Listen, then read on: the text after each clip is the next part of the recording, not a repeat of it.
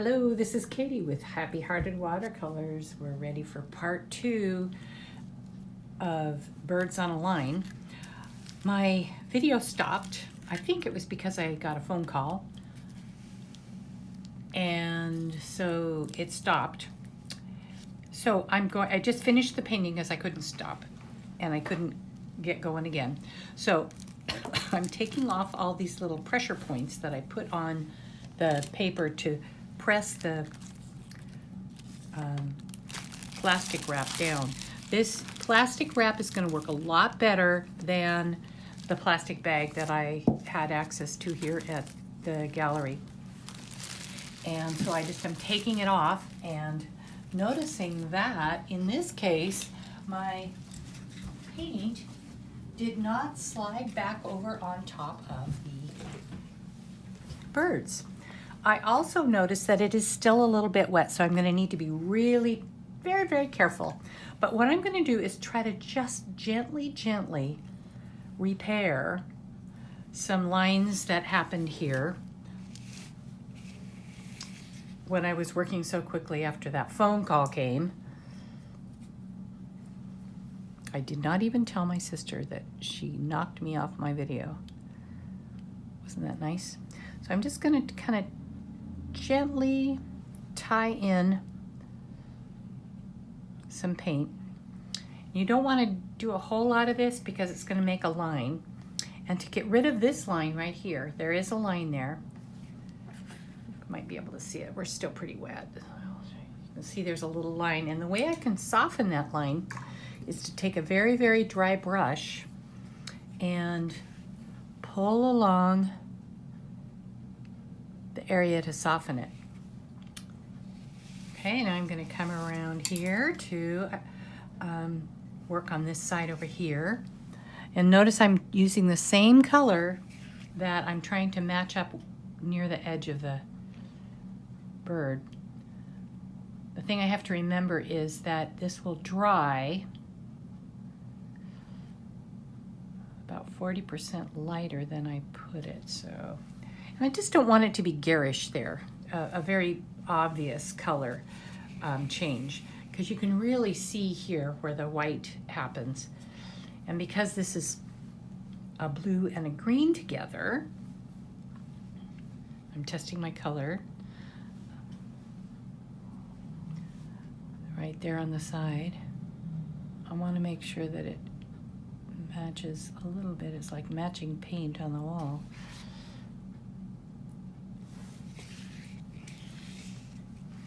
The plastic wrap or the plastic bag that I used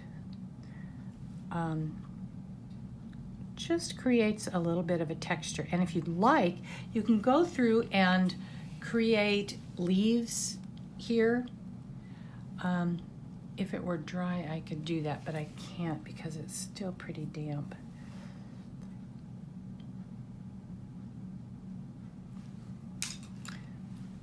This got a little dark and a little bright, so I dried my brush and I'm pulling it off.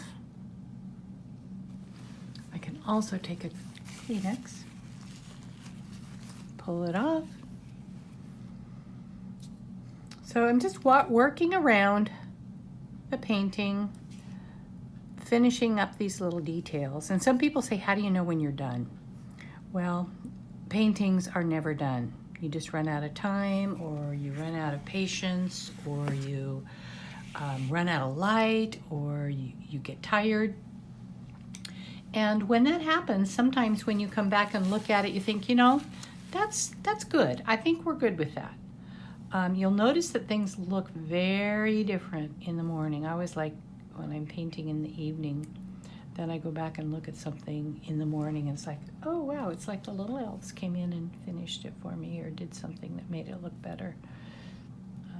All from the story of the elves and the shoemaker, of course. Okay, so here is our birds on a line, and when I frame it, I will put the frame so that this blue or this pink line doesn't show. I used that pink line to remind myself where those little holes were from the staples. I also what I need to do, it's too wet. I need to put in eventually the very thin black line, and I am not putting it in. I'm just kind of showing you where I'm going to put in and using a